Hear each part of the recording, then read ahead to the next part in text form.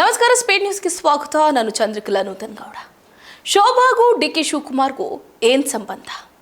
ಶೋಭಾ ಹೆಸರಲ್ಲಿ ಬಿಲ್ಡಿಂಗ್ ಮೇಲೆ building ಕಟ್ತಿದ್ದೀರಲ್ಲ DK, ಯಾಕೆ? ಯಾರ ಹೆಸರಿಗೆ ಎನ್ಒಸಿ? ಬನ್ನಿ ಚರ್ಚೆ ಮಾಡೋಣ. ಡಿಕೆಶಿಗೆ ಸವಾಲ್ ಎಸೆದರು ಕುಮಾರಸ್ವಾಮಿ.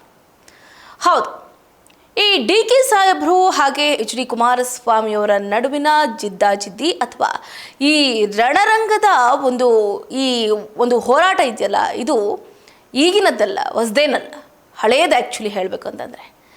ಈಗ ಡಿ ಕೆ ಶಿವಕುಮಾರ್ ಅವರು ಅಂದರೆ ಒಂದು ಕಡೆ ಏನು ಬಿಲ್ಡಿಂಗ್ ಮೇಲೆ ಬಿಲ್ಡಿಂಗನ್ನು ಶೋಭಾ ಅನ್ನುವಂಥವರ ಹೆಸರಲ್ಲಿ ಕಟ್ತಿದ್ದಾರಂತೆ.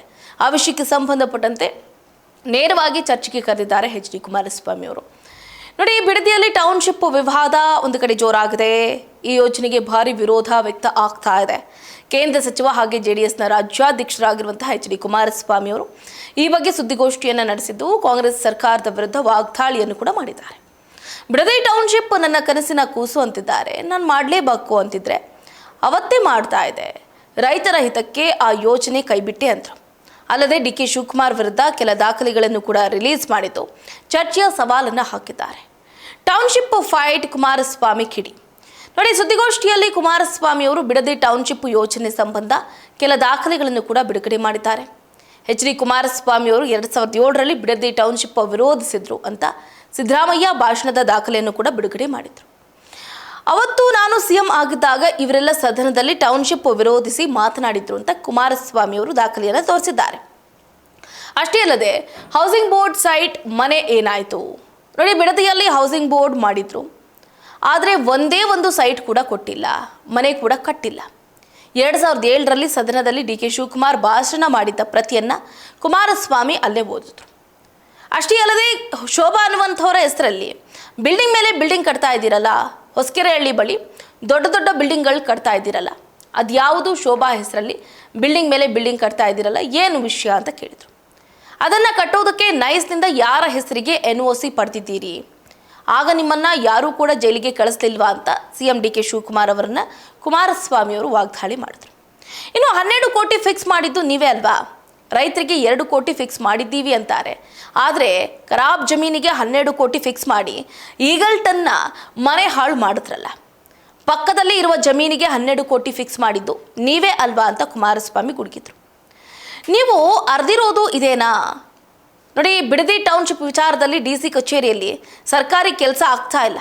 ಅಲ್ಲೆಲ್ಲೋ ನಾಗರಬಾವಿಯಲ್ಲಿ ಬಾಡಿಗೆ ಮನೆ ಮಾಡಿಕೊಂಡು ಪುಡಾರಿಗಳನ್ನು ಇಟ್ಕೊಂಡು ಕೆಲಸ ಮಾಡ್ತಿದ್ದೀರಿ.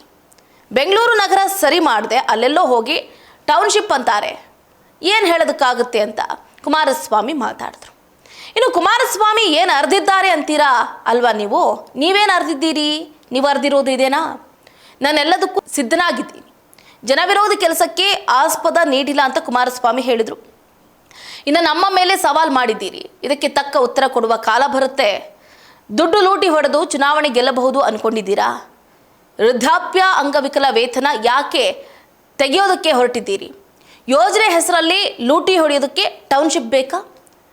ರಾಹುಲ್ ಗಾಂಧಿಯವರನ್ನು ಪ್ರಧಾನಿ ಮಾಡೋದೇ ನಮ್ಮ ಆದ್ಯತೆ ಅಂತೀರಿ. ನೋಡಿ, ಒಂದು ಕಡೆ ಸಂಪುಟ ಸೇರ್ಪಡೆಗೂ ವಸೂಲಿ, ಸಂಪುಟ ವಿಸ್ತರಣೆಯಲ್ಲಿ 5% ಗೌರ್ಮೆಂಟ್ ಸೀಟು, 95% ಮ್ಯಾನೇಜ್ಮೆಂಟ್ ಸೀಟು ಅಂತ ಫಿಕ್ಸ್ ಮಾಡ್ಕೊಂಡ್ಬಿಟ್ಟಿದ್ದೀರಿ. ಸರ್ಕಾರಿ ಸೀಟು, ಮ್ಯಾನೇಜ್ಮೆಂಟ್ ಸೀಟು ಅನ್ನೋದನ್ನು ಸ್ಕೂಲ್ ಸೀಟ್ಗೆ ನೋಡಿದ್ವಿ, ಆದರೆ ಸಂಪುಟ ಸೇರ್ಪಡೆಗೆ ವಸೂಲಿ ಮಾಡ್ತಿದ್ದೀರಿ. ಅಷ್ಟೇ ಅಲ್ಲದೆ ಬೈರಮಂಗಲ ಜನರ ಬಳಿ ಹೋಗೋಣ ಬನ್ನಿ, ಸಮಯ ಬಿಡುವು ಮಾಡ್ಕೊಂಡು ಬನ್ನಿ, ಅಲ್ಲಿಗೆ ಚರ್ಚೆ ಮಾಡೋಣ ಬನ್ನಿ, ಇಲ್ಲಿಗೆ ಚರ್ಚೆ ಮಾಡೋಣ ಬನ್ನಿ ಅಂತ ಡಿ ಕೆ ಶಿವಕುಮಾರ್ ಅವರಿಗೆ ಎಚ್ ಡಿ ಕುಮಾರಸ್ವಾಮಿ ಅವರು ಪಂಥಾಹ್ವಾನವನ್ನು ಕೊಟ್ಟಿದ್ದಾರೆ. ಒಟ್ಟಾರೆಯಾಗಿ ಈ ಇಬ್ಬರ ನಡುವಿನ ಜಿದ್ದಾಜಿದ್ದಿ ಶೋಭಾ ಅನ್ನುವಂತಹ ಹೆಸರಿನ ನಡುವೆ ನಿಂತಿದೆ. ಶೋಭಾ ಅನ್ನೋರು ಯಾರು? ಇವರ ಹೆಸರಲ್ಲಿ ಎನ್ಒಸಿ ಎಲ್ಲಿ ಮಾಡಿಸಿದ್ದೀರಿ ಅಂತ ಡಿ ಕೆ ಶಿವಕುಮಾರ್ ಅವರಿಗೆ ಪ್ರಶ್ನೆಯನ್ನು ಮಾಡೋದ್ರ ಮುಖಾಂತರ ಎಚ್ ಡಿ ಕುಮಾರಸ್ವಾಮಿ ಅವರು ಪಂಥಾಹ್ವಾನವನ್ನು ನೀಡಿದ್ದಾರೆ. ಹಾಗಾದರೆ ಈ ಶೋಭಾ ಅನ್ನುವಂಥವ್ರು ಯಾರು? ಯಾರ ಹೆಸರಲ್ಲಿ ಬಿಲ್ಡಿಂಗನ್ನು ಕಟ್ತಾ ಇದ್ದಾರೆ ಏನು ಅನ್ನೋದನ್ನು ಡಿ ಕೆ ಶಿವಕುಮಾರ್ ಅವರೇ ಉತ್ತರಿಸಬೇಕಾಗಿದೆ. ಇದಾಗುತ್ತೆ ಇವರೆಗಿನ ಅಪ್ಡೇಟ್. ನೋಡ್ತಾ ಇರಿ ಸ್ಪೀಡ್ ನ್ಯೂಸ್, ಸುದ್ದಿ ನಿಮ್ಮದು, ವೇಗ ನಮ್ಮದು.